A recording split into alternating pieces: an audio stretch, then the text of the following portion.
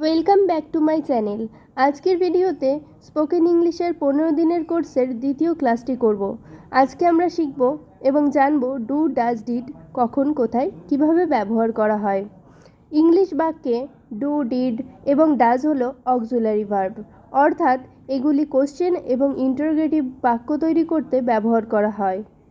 এরপর আমরা জানব ডু, ডাজ এবং ডিড এর ব্যবহার। ডু এবং ডাজকে সিম্পল প্রেজেন্ট টেন্সে ব্যবহার করা হয় আর ডিডকে সিম্পল পাস্ট টেন্সে ব্যবহার করা হয়।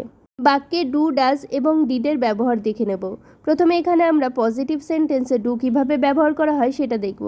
I do my homework everyday. আমি প্রতিদিন আমার হোমওয়ার্ক করি।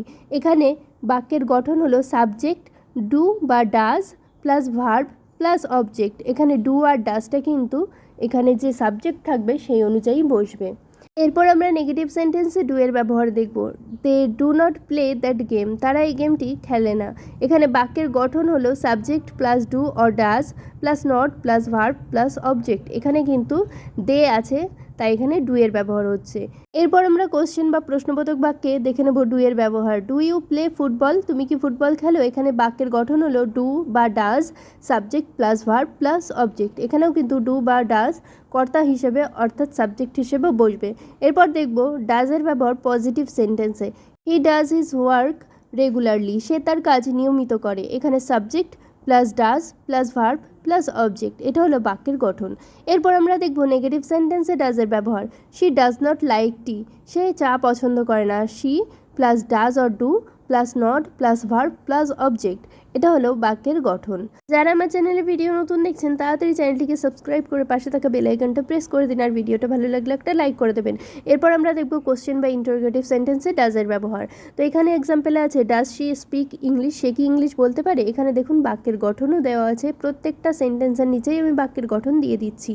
এরপর আমরা পজিটিভ সেন্টেন্সে ডিডের ব্যবহার দেখব। We did our best in exam. পরীক্ষাতে আমরা আমাদের সেরাটা দিয়েছি।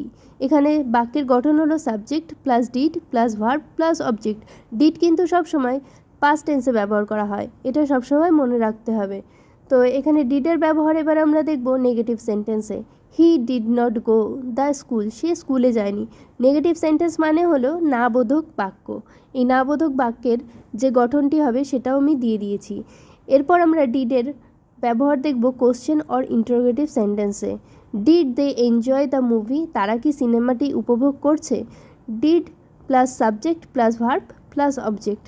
এবার আমরা দেখব ডু, ডিড এবং ডাজ কিভাবে পার্সন ওয়াইজ বসে, মানে কোন পার্সনের ক্ষেত্রে কোনটা বসবে। আর পার্সন সম্পর্কে যারা জানেন না তারা এর আগের ভিডিওটা দেখে নেবেন, অথবা আমি ভিডিওর ডেসক্রিপশন বক্সে লিঙ্ক দিয়ে দেবো, সেটা দেখে নেবেন, তাহলে বুঝতে পারবেন কোন পার্সনের কথা বলা হচ্ছে। First person, second person, third person কোনগুলো সেগুলো অবশ্যই জানতে হবে। এরপর কিছু পজিটিভ সেন্টেন্স দেখবো যেখানে ডু, ডিড, ডাজ ব্যবহার করা হয় না। They play football. তারা ফুটবল খেলে।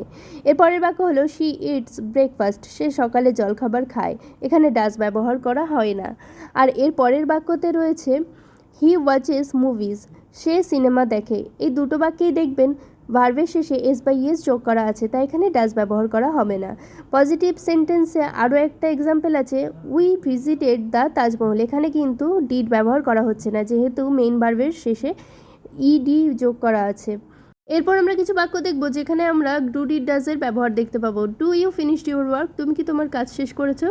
আর এর পরেরটা হচ্ছে ডু ইউ লাইক পিৎজা। তুমি কি পিৎজা পছন্দ করো? এছাড়াও এর পরের এক্সাম্পলে রয়েছে ডু দে প্লে টেনিস। তারা কি টেনিস খেলে? প্রত্যেকটাই কিন্তু প্রশ্নবোধক। Does she like coffee. সে কি কফি পছন্দ করে?